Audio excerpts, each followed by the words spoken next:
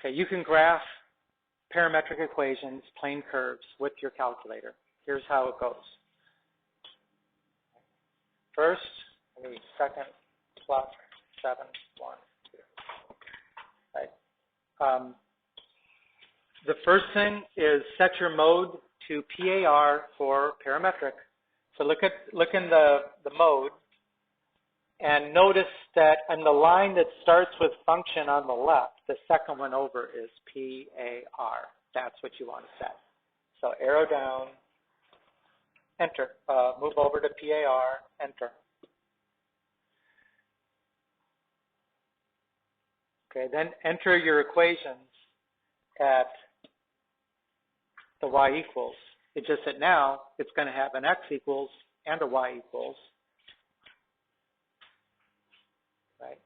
Looks different. Now, let's say that I want to do it for the ones that we just did. How about, I'll do the first one.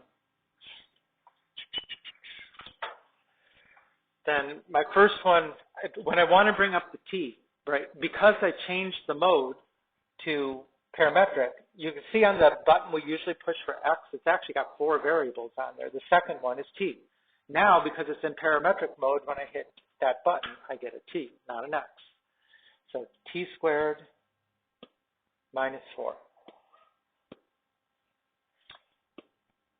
And then the next one is t over 2.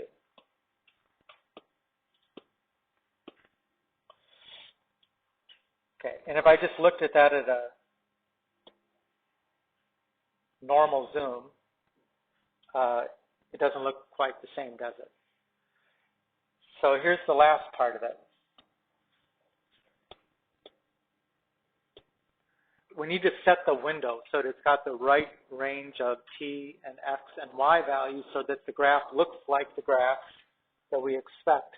Right? If you go to the window button right here, window, and we know our t, we were told to start it at -2 and go to 3. So let me set -2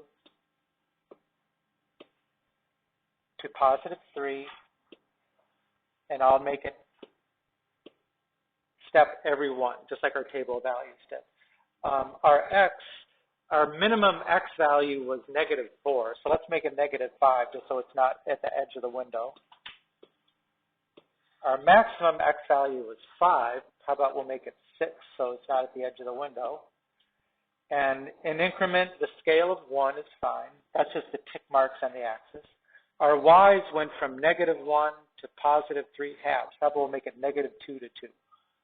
-2 to 2. And the scale is 1. And now when I hit the graph, it should look pretty close to what we graphed.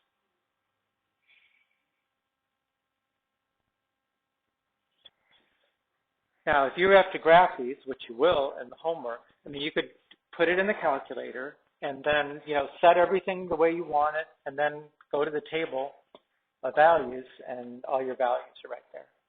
I mean, all the values we just used are right there.